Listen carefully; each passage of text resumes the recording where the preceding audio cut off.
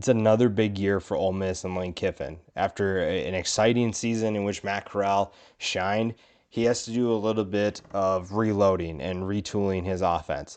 Now, it's going to be exciting to see. This is a team that had plenty of success in 2021, and the top 10 players this year are going to be, some of them are going to be very different than what we saw last year. The transfer portal was kind to Ole Miss, and there's going to be a lot of new faces that fans have to get used to, but these 10 guys are going to ensure that this is a team that's going to be successful again in 2022.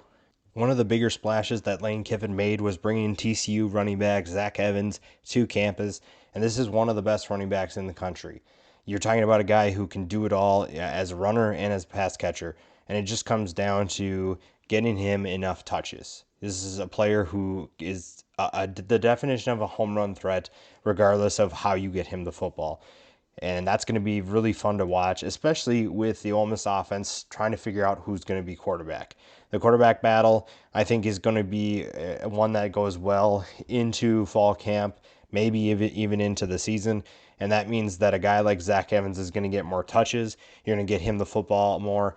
And it's going to be exciting to see what he can do in this offense, because Lane Kiffin knows how to get his playmakers open. He knows how to create an explosive offense. And when you add a playmaker like Evans, that takes this offense to a new level. Nick Broker, and I hope I'm saying his name right, Breaker. Nick is just one of those guys that's going to do whatever it takes. And honestly, I'm a little shocked that he didn't go pro, but I think that he knows his game so well that he understood what he needed to do. And now he's going to slide back into guard from what I've been hearing, and that's his more natural position apparently, and that's what he's probably going to play at the next level from people that I've talked to. And that's huge for them. That gives them flexibility because he can play tackle, he can play guard.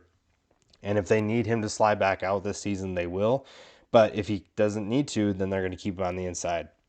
This is an all SEC talent, a guy that could be first team all SEC, one of the best linemen in the entire country.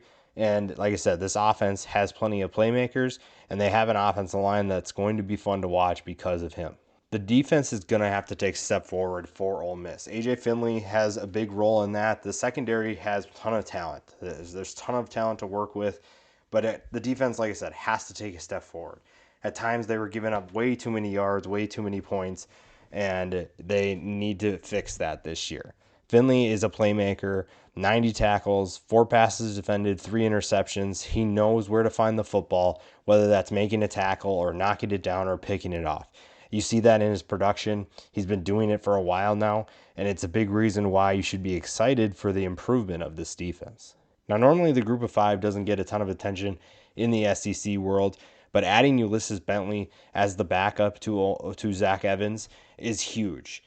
This is a guy who is going to be a great, even if they do a rotation. I don't think they will, because that's how good Zach Evans should be. But even if they do a rotation, you're not losing much with Bentley running the football. He's a great runner. He knows how to make plays in terms of making guys miss and getting into open space. And that's something that you see in Zach Evans a lot too. So you have 2 running backs that are going to make big plays. You have 2 running backs that can potentially be dynamic weapons out of the backfield. And that's something that, with this quarterback battle ensuing, it's going to be huge for them to be able to find players like Evans and like Bentley, whether that's handing them the ball or hitting them as a check down. I'm a big fan of Otis Reese, mostly just because of how he plays the game. He is a guy who plays with the mentality that he is going to run you over, or he's going to make a play and he's going to let you know about it. Whether that's verbally, whether that's physically, he is so comfortable near the line of scrimmage. And if they play him at safety, play him at nickelback, it doesn't matter. He is going to find a way to find the football. Again, him and Finley are so fun to watch. Really an underrated duo, honestly, because they're guys that people don't really pay attention to. And because Ole Miss's defense at times was kind of a liability, you're going to see times where they kind of get forgotten. But they're really good, and they know how to make plays. You'd like to see your safeties combine for less than 180 tackles for just 2 of them. So if they can reduce that, that means that the front 7 is doing their job, and it's really not at fault if you're the secondary, but they need to get better as a whole. Now, everybody's picking Jackson Dart to win the quarterback battle. And honestly, I see why. When you look at what he did at USC, he made some really dynamic plays, some really explosive plays. And when Luke Altmaier took over in the bowl game when Matt Corral went down with an injury, you just didn't feel the same confidence. Now it's a new year, so the quarterback battle is going to continue. It's just a matter of who can separate themselves. Many believe Jackson Dart is going to be that guy. And I just think that he has the higher ceiling, he has more talent. And if not, if Altmaier wins the job, it doesn't matter. It's going to be under Lane Kiffin. Lane Kiffin's going to find a way to play to each of their strengths, and it just comes down to who's going to win that job. I think it's going to be Jackson Dart. It doesn't matter, though, because whoever wins the job has a ton of talent to utilize, and it's almost like, I don't want to say impossible to not succeed, but it feels that way. Jonathan Mingo is back as the top wide receiver. You lose a couple of big-time pass catchers. Dontario Drummond is one of the big ones that they lose. But Jonathan Mingo returns after 346 yards on just 22 catches. That's something I think he's going to improve on. He's going to be more productive. And like I said, the quarterbacks need someone to go to. They need some wide receivers. And Jonathan Mingo could be that guy. Jalen Robinson could be that guy, the transfer from UCF. And even if you look at Michael Trigg, too, we talked about, this is an extremely talented pass catching group. It's just they need someone to step up. I don't normally like getting too excited about potential pass catchers or potential transfers that haven't really played, but Michael Trigg showed great flashes, and I think Lane Kiffin, honestly, at times might just force feed him in the passing game. This is an extremely athletic pass catcher who knows what to do with the football. Great hands. Go back and watch the spring game. You'll be very impressed with what Michael Trigg can do.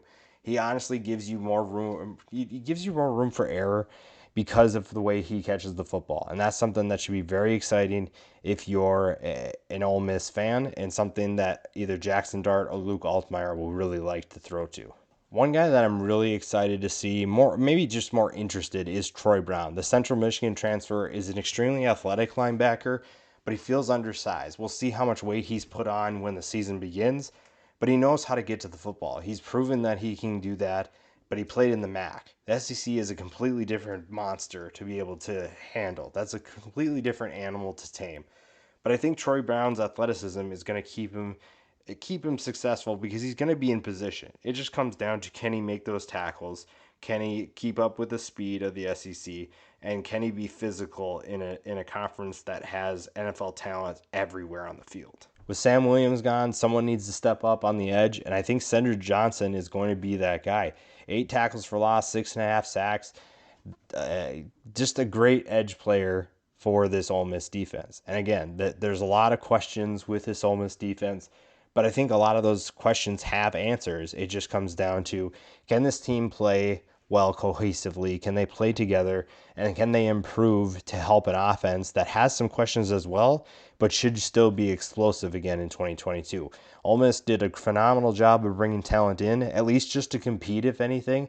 I think some of them are going to be really fun to watch with their new school. And it just comes down to, like I said, can they play well together? Can they repeat what they did last year? There's going to be the big questions is quarterback, obviously, as we talked about, but there's talent around them that can make life really easy. And when you're looking for someone to be maybe a sleeper team again that potentially upsets a bunch of people, Lane Kiffin is usually a safe bet, and he's going to bring his team hopefully back to a level that has Rebels fans excited again.